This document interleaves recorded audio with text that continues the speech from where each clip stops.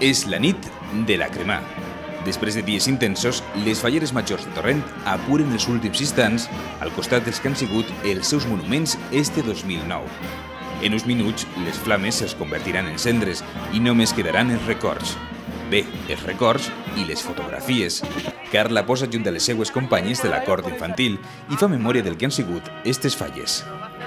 L'ofrena, el trasllat i les mascletades. Ja s'acaben, però molt bé, perquè amb la meva cort m'he passat molt bé i en la carpa m'ha encantat. Les falleres de la ciutat representen tots els veïns, igual que els monuments municipals, que han fet créixer la festa i obrir-la encara més a la participació.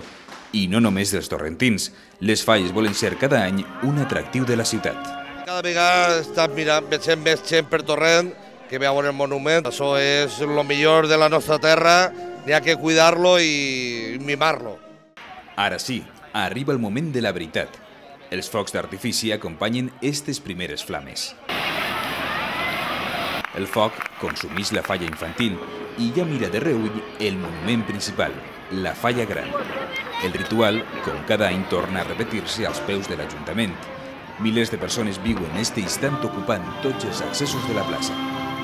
Sandra Fas, com a fallera major, obria fa uns dies la festa. Avui la tanca, una vegada més, amb foc.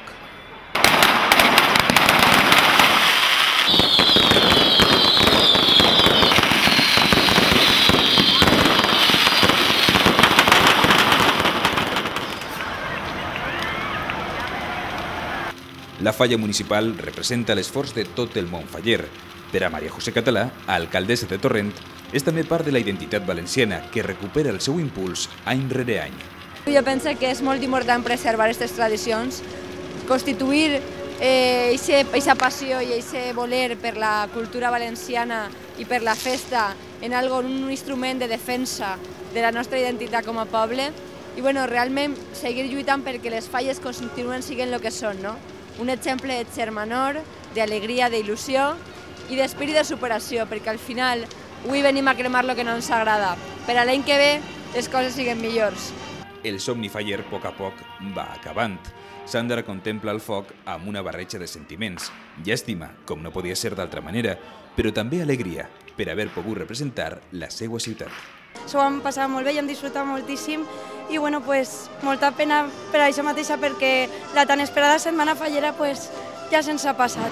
Jo crec que les falles se senten des de dins. Quan una persona naix i s'apunta a una falla i comença a viure la festa de les falles des que és molt menuda, la porta tan dins del cor que quan t'aplega un càrrec d'estos és una experiència, la veritat, inolvidable.